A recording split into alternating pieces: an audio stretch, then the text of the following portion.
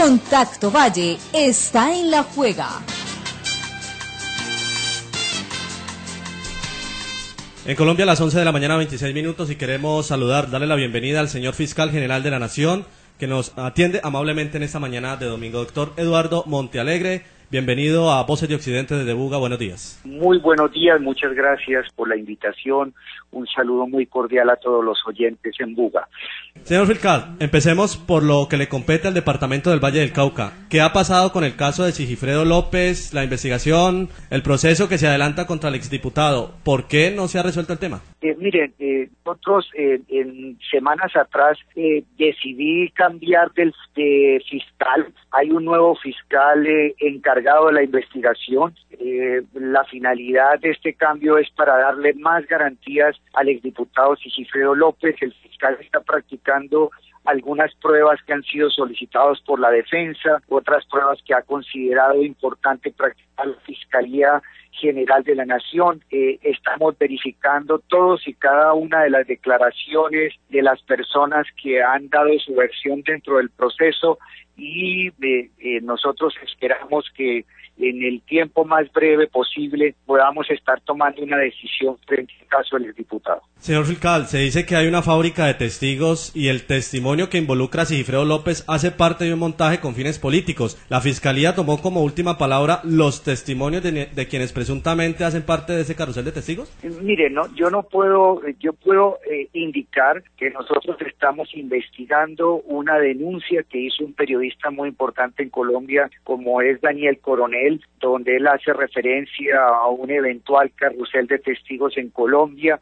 Nosotros hemos avanzado en muchas investigaciones en todo el país porque hemos encontrado que hay testigos que están declarando falsamente en procesos, que hay personas que han cogido y tomado sus testimonios como fuente para extorsionar a personas honestas. Hemos encontrado que ya la Corte Suprema de Justicia ha constatado casos en los cuales en procesos de justicia y paz hay personas detenidas que han declarado falsamente contra personas inocentes, y entonces estamos recogiendo en todo el país esas declaraciones para iniciar las investigaciones por falso testimonio e iniciar los procesos que sean correspondientes para excluirlos de justicia y paz en el caso de demostrarse esos falsos testimonios. Y para el caso del ex senador Juan Carlos Martínez Sinisterra, primero lo dejan libre una semana antes de las elecciones atípicas del Valle del Cauca, se ordena posteriormente su recaptura. Definitivamente el político vallecaucano ya se le definió su situación,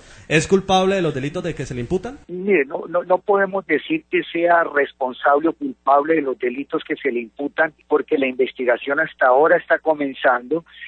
La Fiscalía General de la Nación solicitó audiencia e imputación en Valle contra el ex senador Martínez.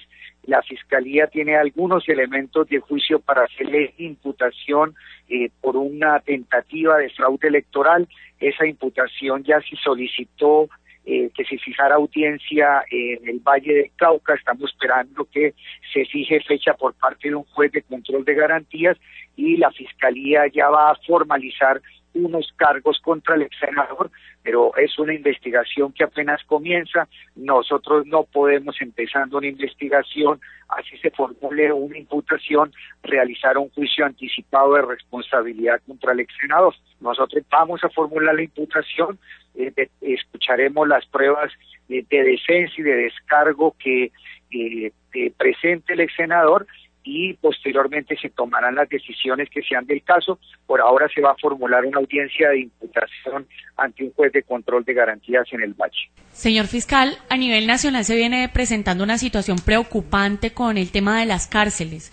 ¿Es posible que el hecho ocurrido en la cárcel Modelo de Bogotá, en el que la Fiscalía adelanta investigaciones a guardias del IMPEC por haber impedido el ingreso de 250 presos, argumentando hacinamiento, se repita en otros centros penitenciarios del país por esta misma razón? Mire, yo creo que en este punto hay que tener en cuenta que la actual ministra de Justicia, la doctora Rudestela Correa, está preparando una gran reforma penitenciaria.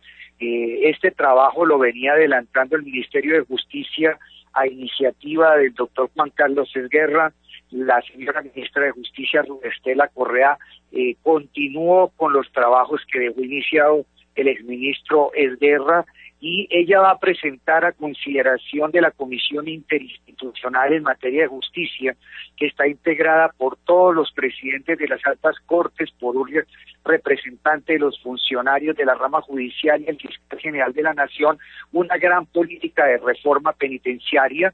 Creo que está inspirada esa política de reforma penitenciaria por unas ideas muy liberales, por unas ideas muy de avanzada, en el sentido de que es importante avanzar hacia sistemas de prisión semiabierta, que las personas puedan estar trabajando en el día y regresar en la noche a la prisión, que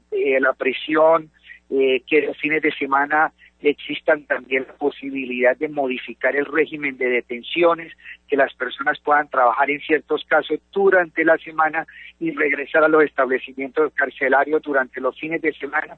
Es decir, hay una gran política de reforma de prisión semiabierta que está impulsando la ministra, que va a ser presentado al Congreso de la República previo a un gran debate nacional, y yo creo que ya el gobierno nacional está tomando medidas frente a toda esta crisis carcelaria preocupante, desde luego, en todo el país.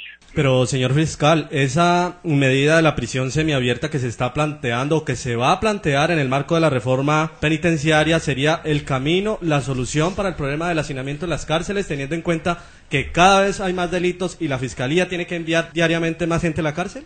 Mire, yo creo que es parte de la solución, pero no es totalmente la solución. Yo creo que todo el problema del hacinamiento carcelario, del alto número de ciudadanos colombianos detenidos en prisión o condenados en cárceles colombianas, tiene orígenes muy diversos. En primer lugar, que todo este problema del hacinamiento carcelario proviene en primer lugar de un mal manejo de la política criminal en las últimas décadas en Colombia, en la cual se ha creído que con el solo aumento de penas se está combatiendo la criminalidad. También tiene origen en el hecho de que no se ha manejado correctamente la prisión preventiva en los procesos penales, y se ha convertido en la regla general la detención preventiva, cuando los tratados internacionales establecen que la prisión preventiva, la medida cautelar de privación de la libertad, tiene que ser excepcional durante el proceso,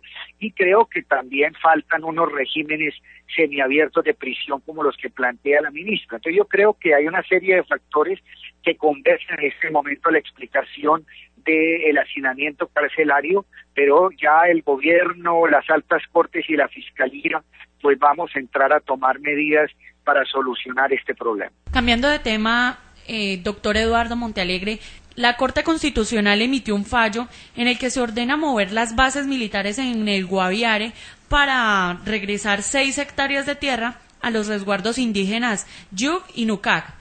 Paralelamente se ve como la guerrilla sigue afectando la región y las bandas criminales persisten en sus ajustes de cuentas. ¿Cuál cree usted que es el impacto que tenga esta decisión frente a la problemática mencionada? Bueno, lo primero que quiero aclarar es que la Corte Constitucional no dio la orden de mover las bases militares en el Meta y en el Guaviare. Esa orden no ha sido proferida por la Corte Constitucional. Creo que ahí ha habido un malentendido, una lectura equivocada de la decisión de la Corte Constitucional.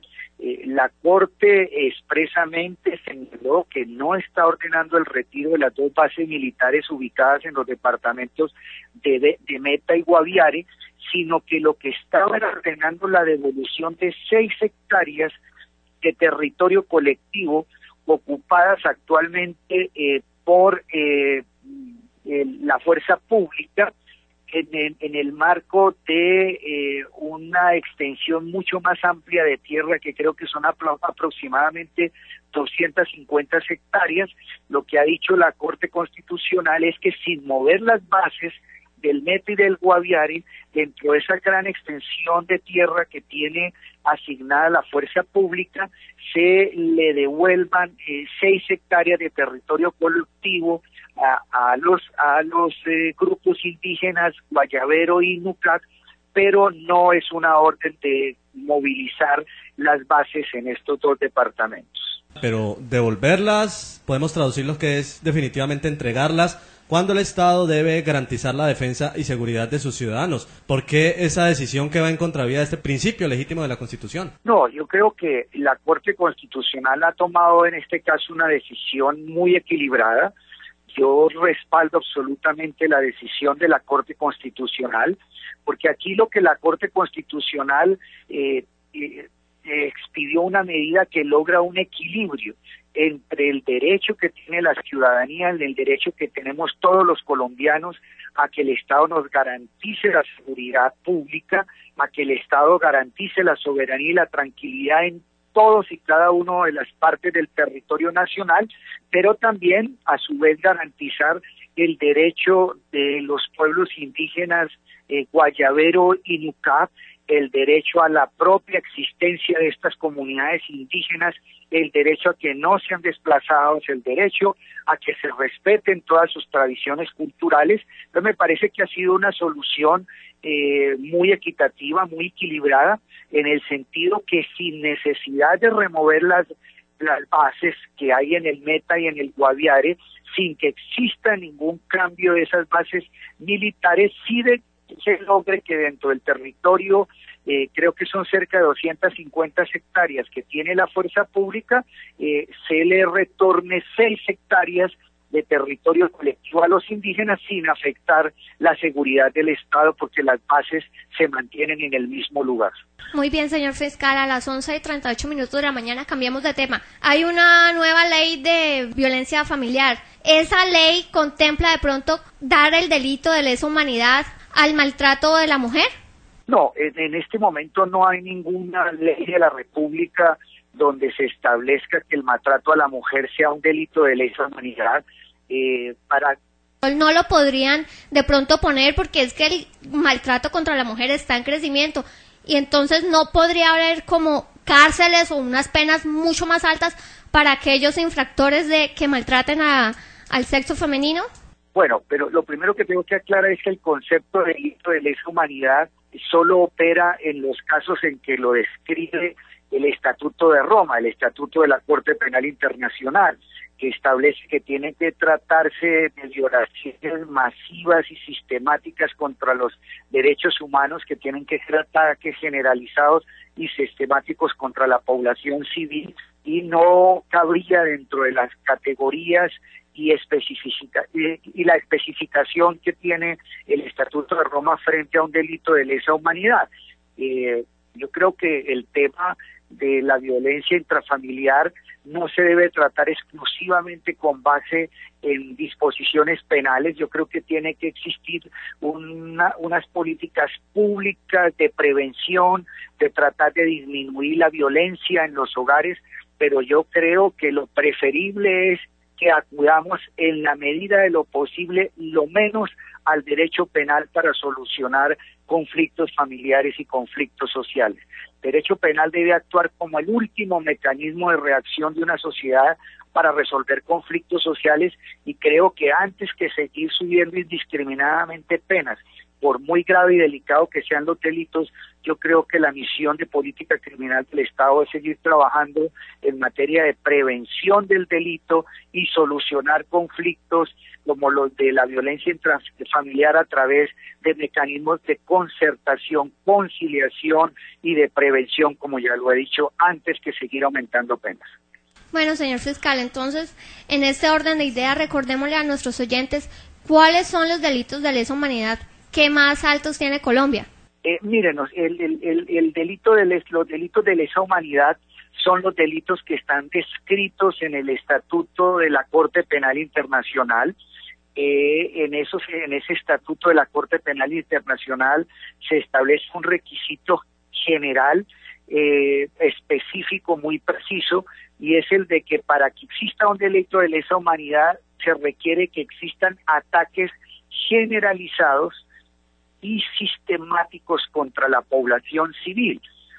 Entonces, por ejemplo, el caso de la muerte de Luis Carlos Galán fue catalogado como un delito de lesa humanidad porque se demostró que la muerte de Luis Carlos Galán formaba parte de un ataque generalizado en ese momento contra la población civil, contra líderes sociales, y por eso se consagró como un delito de lesa humanidad. Pero el genocidio, las ejecuciones extrajudiciales, las desapariciones forzadas, cuando son sistemáticas y generalizadas, cuando son una política de ataque general contra la población civil, en esos casos son consideradas como delitos de lesa humanidad. Pero el concepto de lesa humanidad es un concepto muy estricto, muy definido por los tratados internacionales y no se puede extender a otros casos en los cuales no se den las condiciones de ataque sistemático y generalizado contra la población civil. Y no queremos cerrar esa entrevista, señor fiscal, queremos también aprovechar para preguntarle por la reforma a la justicia. Usted recientemente en una publicación de Semana decía que lo que se hizo fue una herejía constitucional. Señor fiscal, ¿fue correcto tumbar la reforma a la justicia? Pues a mí me parece que la decisión del presidente de la República de haber objetado la reforma constitucional fue correcta. Si bien la Constitución tradicionalmente se estaba interpretando en el sentido de que el presidente de la República solo podía objetar leyes, que no podía objetar reformas constitucionales, era una interpretación tradicional. El presidente introduce una nueva interpretación de la Constitución en el sentido de entender que un presidente no solamente puede objetar leyes, sino reformas constitucionales. Fue una interpretación novedosa de la Constitución. Creo que es una interpretación que tiene un gran respaldo en el texto de la Carta Política, porque las objeciones presidenciales en Colombia deben ser entendidas como un mecanismo de control constitucional. En Colombia, a diferencia de otros países, no existe un control concentrado de constitucionalidad, sino lo que se ha llamado un control difuso de constitucionalidad, que consiste en que muchas instituciones del Estado, muchos intérpretes, muchos jueces pueden acudir al control de constitucionalidad de las normas jurídicas, y yo creo que las objeciones presidenciales forman parte de un mecanismo de control constitucional, y el presidente sí está facultado para objetar reformas constitucionales. Señor Fiscal General de la Nación, Eduardo Montealegre, muchas gracias por acompañarnos en Contacto Valle, en Voces de Occidente de RCN en Buga. Le agradecemos muchísimo su tiempo, muy amable, y muchos éxitos con su gestión.